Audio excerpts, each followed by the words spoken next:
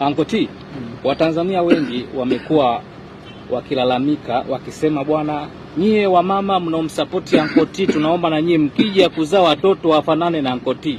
Una kitu tofauti gani na wanaume wengine? Mimi sina tofauti na wanaume wengine, ila mimi nina tofauti na wanaume wote ambao hawana hela. Most of them wanaokuwa na comment vitu vibaya ni na hawanaga hela.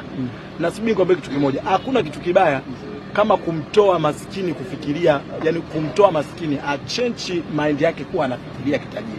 Ujue sisi wa Afrika tumetengenezwa silka kwa umaskini ni kama vazi, yani wewe kuwa maskini ni haki yako, kumbe which is not. Umaskini ni kitu ambacho unaweza kukataa kuanzia kwa kukisema na kwa kulifanyia kazi. Sasa watu wengi sana wavivu, wewe usikuja ukasema hivi eti natamani mwanao sio aje kuwa kama Anko T. Mimi huyo Anko T unaniongelea naishi maisha labda kumliko babako. Sasa hapo what is the problem? Mimi na mzee wako tunatakiwa tunaweza tukakaa hata maybe tukiangalia tu miamala, yeye toka amekuzadi hapo ulipo, tusiwe na same transaction. Kwa hiyo anacho cha kujifunza. Si umeelewa?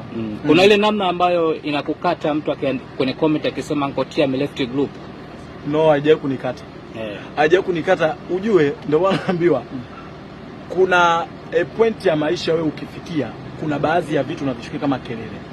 Mimi siwezi kujichukia au kusema ati fulani amenikomentia hivi nichukue tu person, kwa sababu mimi naishi maisha ya ndoto zangu. Si umeelewa? Na hakikisha nafanya kazi. Kuna watu nimetoka kukwambia kuwa nalipa watu zaidi ya 40 na hakuna mtu mmoja anaopishiwa mshahara zaidi ya tarehe moja. Kwa hiyo mimi na watu wananitegemea, na hao watu wananitegemea, sitaki kuwavunja moyo kwa kufuatilia hizo comment au kufuatilia nani ananiambia nini. Mimi ninachotakiwa tu nijue sivunji sheria ya nchi, lakini pia nafanya kazi zangu zote zikiwa zimesajiliwa na zinatambulika kitaifa, maana yake nimelipa kodi na hivyo vitu vingine. Lakini haya mambo ya nani anasema nini, huyu anasema hiki, siwezi kufurahisha watu wote kama nilipokuambia.